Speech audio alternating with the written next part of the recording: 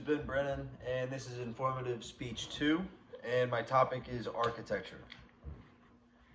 So, have you ever thought about where you lay your head at night, or where your washing machine is and why? Well, let me explain to you architecture. All right, whether you know anything about it at all, having just a brief understanding of the topic itself will just allow you to have just a little bit larger general idea of the built environment around you.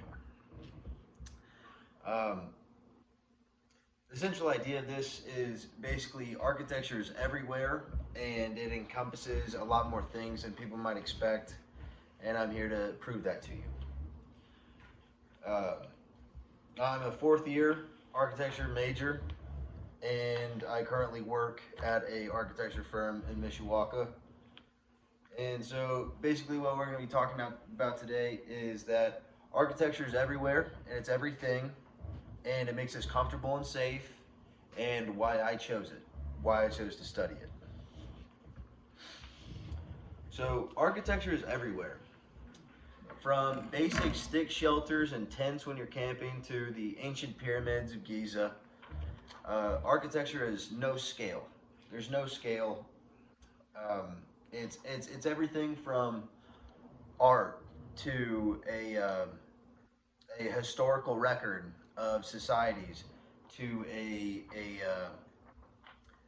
display of wealth or some sort of class structure, and as well as a vessel for those to be able to pursue any mental, spiritual, or religious ideologies that they might have. It's a vessel.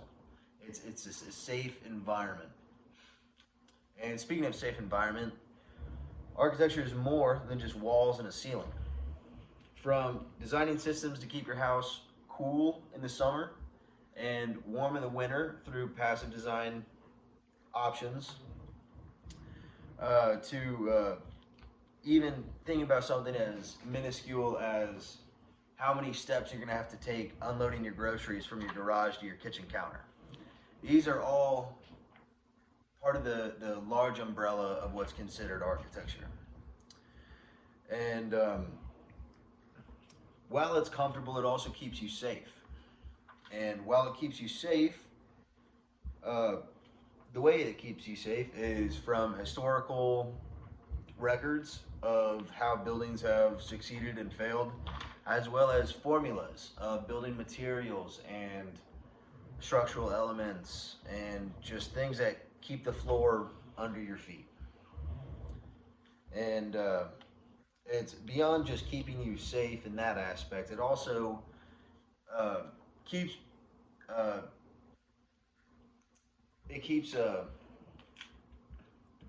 disabled people from experiencing any handicaps, because a handicap is an obstacle, not an adjective for a person. And why I chose architecture is because I've always been fascinated at how things go together, how things are built. And the older I got, the more that fascination grew. And the older I got, I thought, what's more complicated than how a building goes together? So that's where I am now, and that's why I'm here. And so some of the things that I've learned while being here are computer modeling and BIM design. If you don't know what BIM design is, that's building in a digital format. And this is kind of some of the things that might look like. Very good. Mm-hmm. And so, from the height of the handrail to Frank Lloyd Wright, architecture is everywhere and everything, and even the things that we haven't noticed.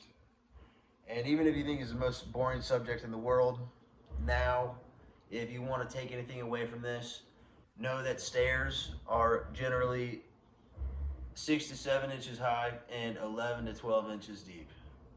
Thank you. All right, you don't have to do that.